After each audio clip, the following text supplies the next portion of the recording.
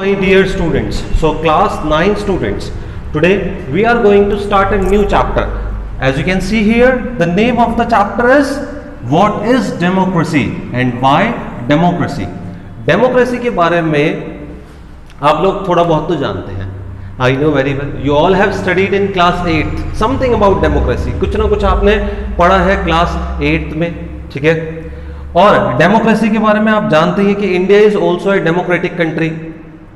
लेकिन जो main definition आप जानते हैं वो ये कि डेमोक्रेसी में जो रिप्रेजेंटेटिव्स होते हैं, the representatives are elected by the people. Voting system होता है जहां पर, जिस देश में, उस देश को हम क्या बोलते हैं? डेमोक्रेटिक कंट्री बोलते हैं. लेकिन my dear students, this is not going to be enough. ये काफी नहीं है. इस साल क्लास 9th में आप बहुत डीप जाने वाले हैं डेमोक्रेसी में. डेमोक्रेसी की सिर्फ एक डेफिनेशन करना काफी नहीं है. डेमोक्रेसी के बारे में डिटेल में जानना जरूरी है. जैसे कि मैं आपसे एक सिंपल क्वेश्चन पूछता हूं. एक देश है, वहां पर इलेक्शंस तो होते हैं, रिप्रेजेंटेटिव्स भी चुने जाते हैं, लेकिन जो डिसीजन लेने वाले लोग हैं उन्हें लोगों ने नहीं चुना. तो क्या ऐसे देश को आप डेमोक्रेटिक कंट्री बोल सकते हैं? नहीं, नहीं बोल सकते. जिन्हें आप चुन रहे हो, आप उन्हें क्यों चुन रहे हो? ताकि वो संसद में जाके आपके लिए काम करें, कुछ डिसीजंस ले, इंपॉर्टेंट डिसीजंस ले. लेकिन वो लोग डिसीजंस नहीं ले रहे हैं, डिसीजन मेकिंग बॉडी कोई और है. तो ऐसे देश को हम डेमोक्रेटिक कंट्री नहीं बोल सकते जनरली. ठीक है, what you have read in class 8 that is here. जो आपने क्लास 8 में पढ़ा है वो सिंपल सी definition, it is written here, you can underline it. Democracy is a form of government. Democracy वो गवर्नमेंट है, democracy is a form of government in which the rulers are elected by the people. जिसमें कि rulers जो है वो लोगों के द्वारा चुने जाते हैं. लेकिन मैं आपको बता चुका हूं, दिस इज नॉट इनफ. ये काफी नहीं है. We need to know a bit more about democracy. थोड़ा और जानते हैं, थोड़ा और डिटेल में जानते हैं, है ना. उसके बाद हम माइंड मेकअप कर पाएंगे, हाँ किस कंट्री को हम डेमोक्रेटिक कंट्री बोल सकते हैं और किसको नहीं. बहुत सारे इसके फीचर्स पढ़ने वाले हम इस चैप्टर में, है ना. देखिए, जैसे शुरुआत करते हैं हम यहां से. Let us begin from here. Major decisions by elected leaders. तो ये पाकिस्तान के बारे में हम पढ़ते हैं जरा, है ना. उससे आपको थोड़ा सा माइंड मेकअप होगा. देखो, वहां इलेक्शंस होते थे. अगर आपकी 8th की डेफिनेशन के हिसाब से चले हम, जो आपने पढ़ रखी है, इस डेफिनेशन के हिसाब से चले हम, तो आप कहोगे that Pakistan is a democratic country. लेकिन ऐसा नहीं है. क्यों नहीं है ऐसा? पाकिस्तान में जनरल परवेज मुशर्रफ जी थे, जानते होंगे आप. You must have seen his interview on TV, है ना. उन्होंने क्या किया? There was a military coup in October 1999.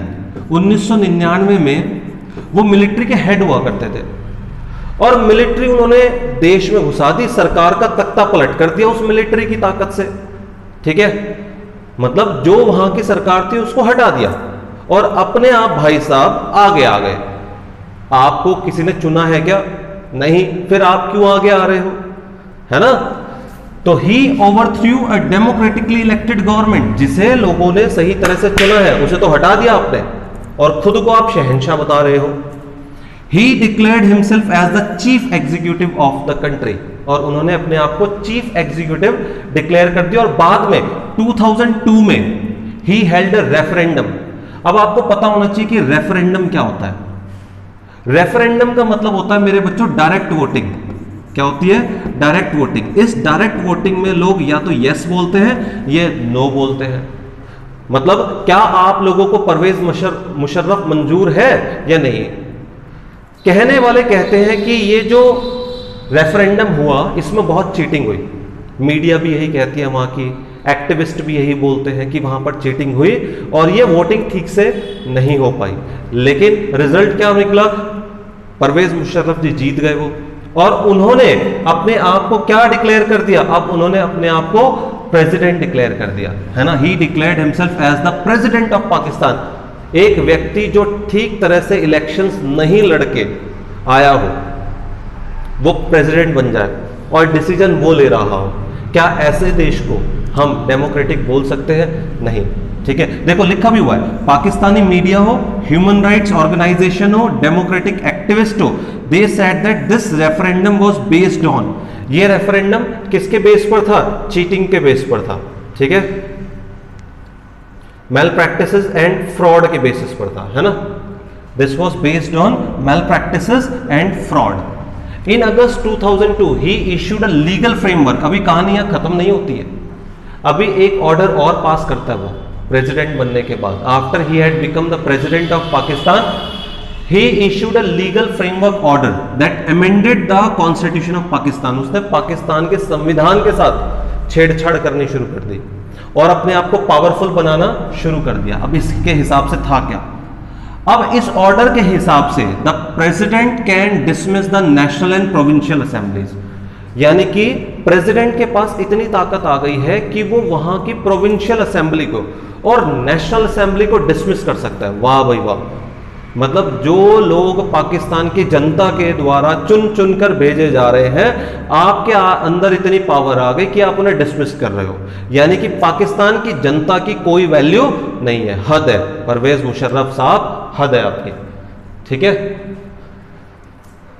और तो और अभी कहानी यहां पर खत्म नहीं हुई। Work of the civilian cabinet is supervised in national security council which is dominated by military officers. कहने का मतलब है अब जो डिसीजन लिए जाएंगे वो पहले मिलिट्री के थ्रू होकर जाएंगे। मिलिट्री जांच करेगी कि ये ऑर्डर ठीक है या नहीं। मतलब जनता जिन्हें भेज रही है चुनकर, उनकी कोई वैल्यू नहीं है।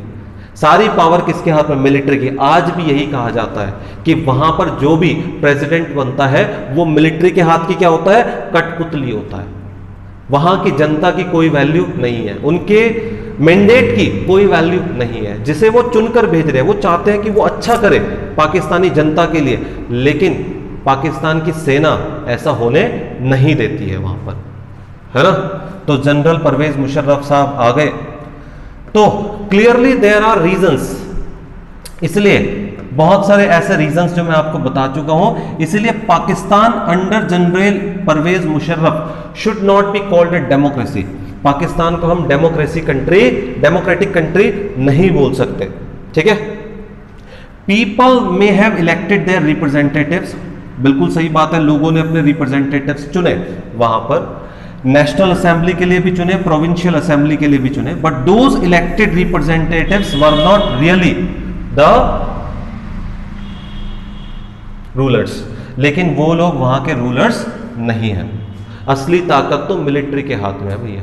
हमारे देश में क्या होता है, जिसे हम चुनते हैं वो डिसीजन लेता है। बंगाल में अभी इलेक्शन हुए, ठीक है, people chose Mamata Banerjee. Mamata Banerjee is the chief minister of Bengal and she is taking decisions for Bengal. ऐसा नहीं है चुना तो ममता बनर्जी को और डिसीजन ले रहे हैं अमित शाह, ऐसा नहीं है। हमने चुना तो नरेंद्र मोदी को है और वही डिसीजन लेते हैं हमारे देश में, जिसको हम चुनकर भेजते हैं। हमने योगी आदित्यनाथ जी को अपना चीफ मिनिस्टर बनाया, वही डिसीजन लेते हैं, कोई और नहीं लेता। लेकिन पाकिस्तान में बनाया किसी को, डिसीजन कोई और ले रहा है, ठीक, और उसको जज कोई और कर रहा है। वाह जी वाह। तो इसलिए अब क्वेश्चन आपसे अगर पूछूं मैं, क्या क्वेश्चन पूछूं?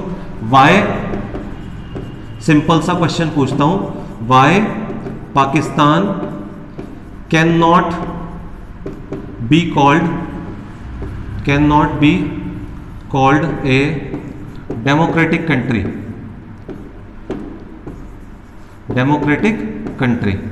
पाकिस्तान को मैं एक डेमोक्रेटिक कंट्री क्यों नहीं बोल सकता? आप बड़े आराम से इसका आंसर बता सकते हैं ना।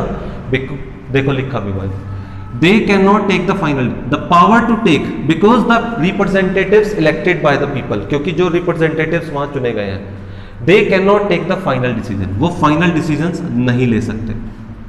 पावर किसके हाथ में? Power to take decision rested with army officials, वो आर्मी के हाथ में, और जनरल परवेज मुशर्रफ के हाथ में है। And these are not elected by the people, और इन्हें लोगों ने नहीं चुना है। इसलिए हम पाकिस्तान को एक डेमोक्रेटिक कंट्री नहीं बोल सकते। ये इंपॉर्टेंट पार्ट है, इस क्वेश्चन को लिख लीजिए और इस आंसर को भी अपनी नोटबुक में नोट डाउन कर लीजिए।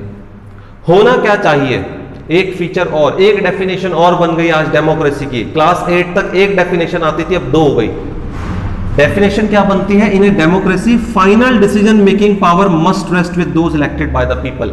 अगर डिसीजन वही लोग ले रहे हैं जिन्हें कहा गया है लेने के लिए, तो हम मानेंगे कि देश डेमोक्रेटिक है, और वो लोग नहीं ले रहे हैं तो हम उस कंट्री को डेमोक्रेटिक नहीं मानेंगे, भले ही वह इलेक्शन होते रहे। तो ये आज का हमारा टॉपिक था students. I am sure very well that you would have understood it. ठीक, और नोट्स बनाने शुरू कर दीजिए, वीडियो देखिए और साथ के साथ अपनी नोटबुक तैयार करते रहिएगा सिविक्स की। ठीक है class, thank you very much. I hope you enjoyed today's session.